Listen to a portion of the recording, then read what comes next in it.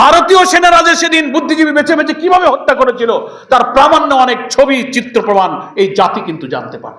ইনোভেশনের প্রয়োজন এই জাতির শ্রেষ্ঠ সন্তান বুদ্ধিজীবীদের কাছেই তা ছিল। ভারত মনে করেছিল স্বাধীনতা যুদ্ধে যেমন ভারত এই দেশকে ভালোবেসে দেশের কল্যাণে, জনগণের কল্যাণে আমাদের দেশকে তারা স্বাধীনতা যুদ্ধে সাহায্য করেনি। তারা সাহায্য করেছিল পাকিস্তানি সৈন্যের কাছে 1965 সালে তারা যে নির্মমভাবে পরাজয় বরণ করেছিল, তদানীন্তন প্রো পাকিস্তানি শাসকদের অত্যাচার, শোষণ, বঞ্চনার সুযোগে এই দেশে যে ক্ষোভ, যে আউটবাস্ট, গণবিস্ফোরণ তৈরি হয়েছিল, সেই সুযোগকে কাজে লাগিয়ে তদানীন্তন ভারতীয় বাহিনী 65 সালে পাকিস্তানের পরাজয়ের প্রতিশোধ দেওয়ার জন্য তারা এই স্বাধীনতার যুদ্ধে এগিয়ে এসেছিল। এবং তারা মনে করেছিল দেশ যদি স্বাধীন হয়েও যায় তাহলে এই বাংলাদেশ যেন চিরদিন আমাদের অনুগত এবং আধিপত্যে তারা থাকে। নামে একটা দেশ হবে বাংলাদেশ, চারিদিকের সীমানা হবে 47-এর সেই সীমানা, আমাদের লাল সবুজ পতাকা, আমাদের জাতীয় সঙ্গীত। দেখতে মনে হবে দেশটা স্বাধীন, কিন্তু তার অর্থনীতি, তার রাজনীতি, তার কূটনীতি, তার বৈদেশিক নীতি, তার ফরেন পলিসি সবকিছুই দিল্লি থেকে কন্ট্রোল করা হবে। আগের যুগে সাম্রাজ্যবাদী আধিপত্যবাদীদের একটা চরিত্র ছিল, সৈন্য সামন্ত লর্ড বহর নিয়ে যুদ্ধ করে করে তারা ভূখণ্ড দখল করত। আধুনিক যুগে এই আধিপত্যবাদ এবং সাম্রাজ্যবাদীর সংজ্ঞা এবং ব্যাখ্যা কিন্তু পরিবর্তন হয়ে গেছে। তারা দেশ আর ভূখণ্ড দখল করবে না, ভূখণ্ড আপনার হাতে থাকবে, কিন্তু আপনার অর্থনীতি, শাসন, রাজনীতি সবকিছু আধিপত্য শক্তি ওখানে বসে নিয়ন্ত্রণ করবে।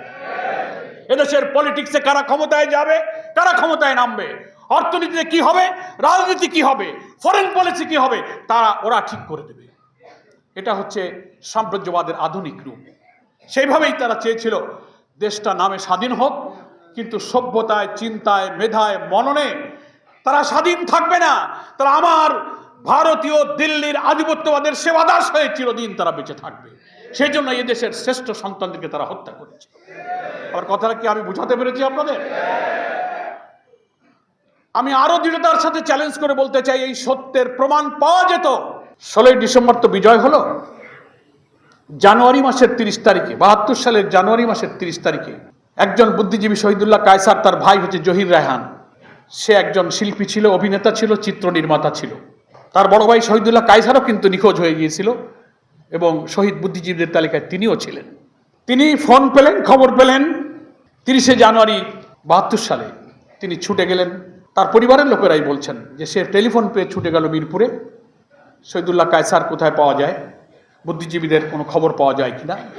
এর আগে শহীদুল্লাহ কায়সার, জহির রায়হান 14ই ডিসেম্বরের বুদ্ধিজীবী কিভাবে হত্যা হলো তার তদন্ত, তার তথ্য উপাত্ত ছবি নিয়ে একটা ডকুমেন্টারি নির্মাণ করার জন্য তারা কাজে নেমেছিলেন। তাদের কাছে তথ্য উপাত্ত তদন্তের অনেক প্রতিবেদন তাদের হাতে ছিল। তিনি ছুটে গেলেন, তারপরে জহির রায়হানও কিন্তু নিখোঁজ হয়ে গেলেন, আর জহির রায়হানকে পাওয়া গেল না। তার বন্ধু ছিল তদানীন্তন রাষ্ট্রপতি আবু সাইদ চৌধুরীর বঙ্গভবনে রাষ্ট্রপতির স্টাফ অফিসার ছিল মোহাম্মদ সেলিম।